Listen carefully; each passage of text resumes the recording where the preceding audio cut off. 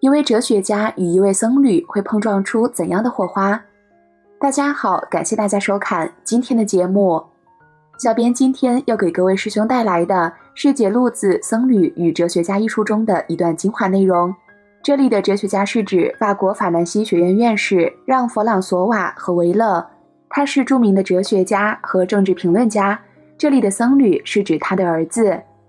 马修·理查德跟随诺贝尔生物医学奖得主攻读博士，以及其优异的成绩获得博士学位后，突然决定放下一切，到遥远的国度披上袈裟，削发为僧。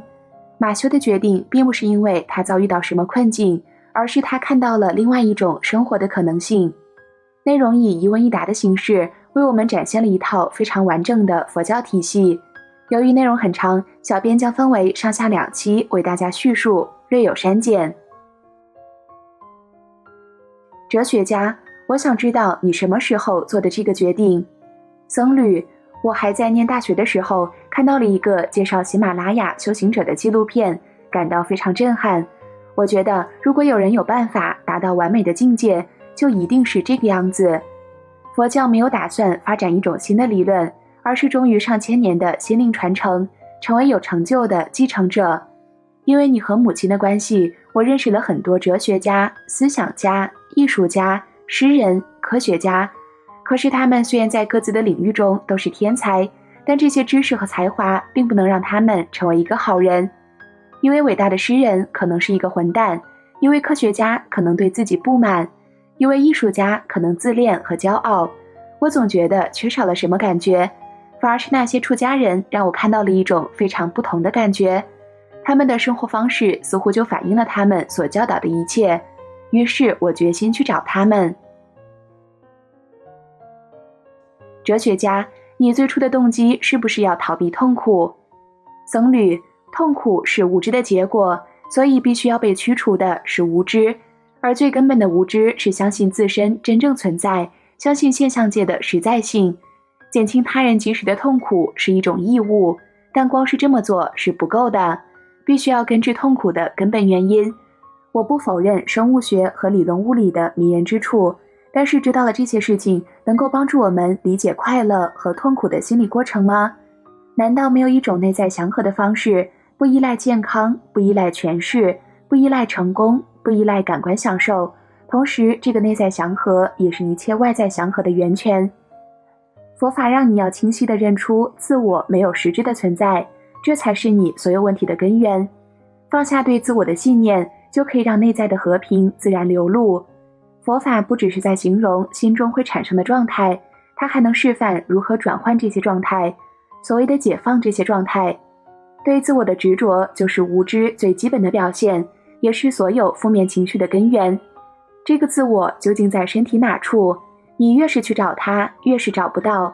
到最后你会发现，我似乎只是一个标签，贴在一个连贯的东西上，因为我们觉得有一个独立的我，这种感觉会把我和他人区隔开来，而对事物吸引和厌恶的转换就开始了。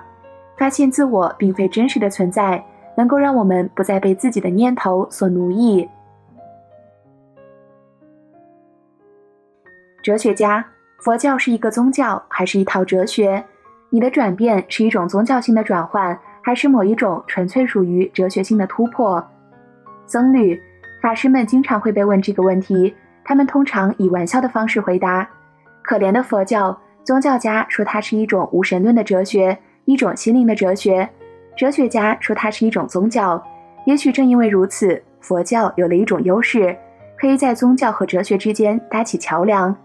我会说佛教本质上是一个行为上的传统，从这个传统可以吸取智慧，这种智慧可以运用到每一刹那和所有的状况之中。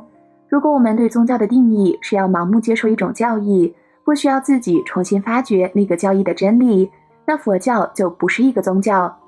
佛陀说得很清楚，他的教义必须被检查，必须被思考，不能只是因为尊敬佛陀而单纯的接受。教义的真理必须自己发掘，通过不断的修炼，最后迈向心灵的正悟。哲学家，但是佛教徒还是崇拜佛陀啊。僧侣，是的，但这并不是因为人们把他当作上帝或者圣人，而而是因为他就是究竟的老师，正悟的化身。佛的意思是觉悟者，成就真理的人。他摧毁了所有蒙蔽智慧的负面障碍，培养了所有属于心灵和人性的正面特质。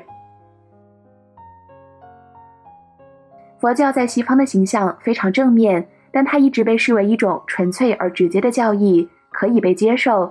但一旦来到亚洲，就会被震撼，因为佛教的方式充其量只能被称为迷信，写满经文的旗子、法轮，相信轮回。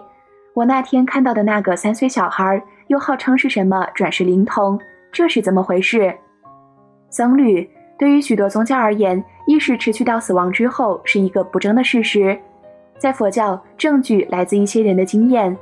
佛教所谓的轮回，绝对不是某种个体附在另外一个个体上，也不是心灵的转换，因为没有所谓的灵魂。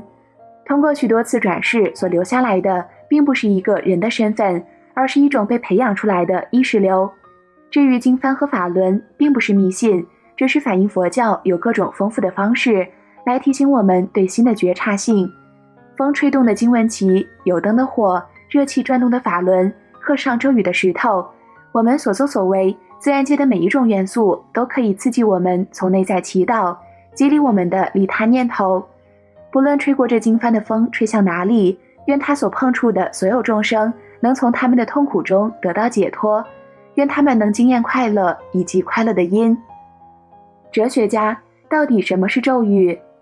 僧侣，咒语的意思是保护着心的东西，不是害怕心会遭遇什么灾难，而是担心心会被干扰，会混乱。念诵能够帮助我们让心的表层运动平息下来，让我们更清楚地看到表层下的本质。哲学家，关于转世的问题，你一直强调是一些人的经验，也有很多有趣的故事，但这都不是证明。僧侣，佛法中有3种条件使一句话成立：直接经历、不可推翻的演绎，以及值得信赖的论证。我们所谈论的不是神迹，而是许多世纪依赖许多喇嘛都共同经历的内在经验。哲学家，我不认为他们可以欺骗我们，但那些可能都是幻象。一个人可以完全诚恳，一辈子没有想要欺骗别人，但还是可能会看到幻象。僧侣，轮回的存在是唯一能够证明非物质性意识的事实，就是意识的连续性。我说说我的经验。有一天，我在老师康居仁波切附近的小茅屋静坐，我想到小时候杀害过的所有动物，想到这些，我心中交替着悔意和错愕。于是我去找老师，一看到我，老师就笑了。我还没说话，他就对我说：“你这辈子杀了多少动物？”这件事对我来说是非常自然的，我的反应是微笑。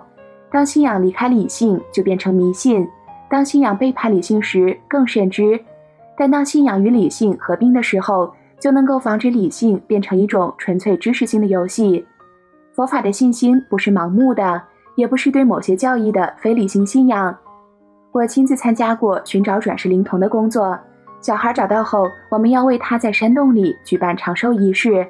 当时只有2岁半的小孩决定自己做加持，他做得平静而有耐性，他能非常准确地叫出这些人的名字。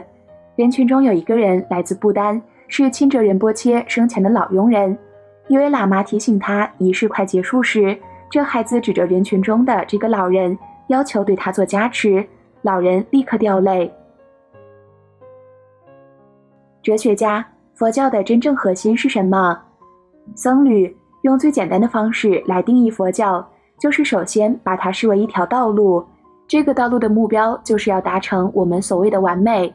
究竟知识、证悟，这就是佛的境界。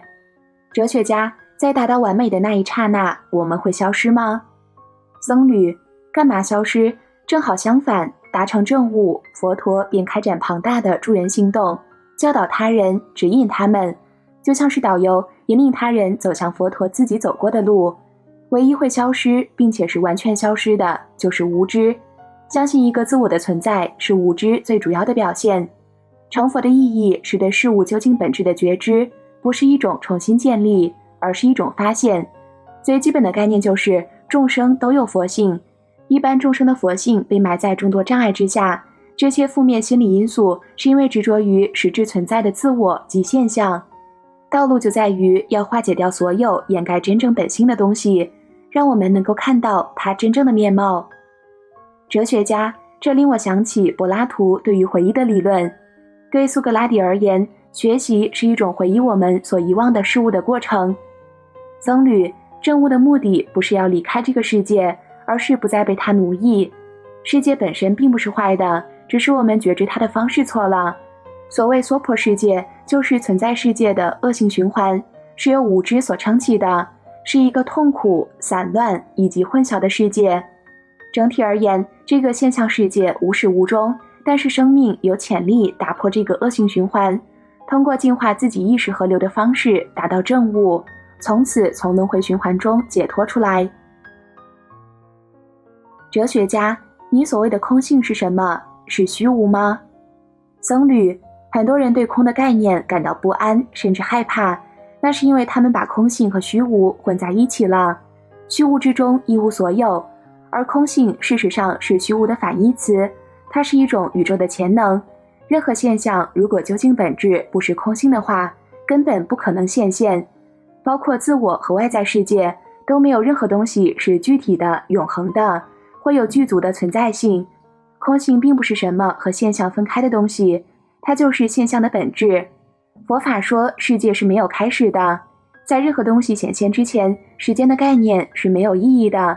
时间只是一个观者赋予一连串刹那的概念，世界没有真正或实质的存在，所以说现象世界就是相对层面，空性是绝对层面。空即是色，色即是空，并不是在否定我们对这个世界的一般觉知。我们想否定的是，在最终的分析下，世界具有真正实质的现实。哲学家，这难道不是无为的哲学？我们何必针对不存在的东西有所行动？僧侣，绝不是这样。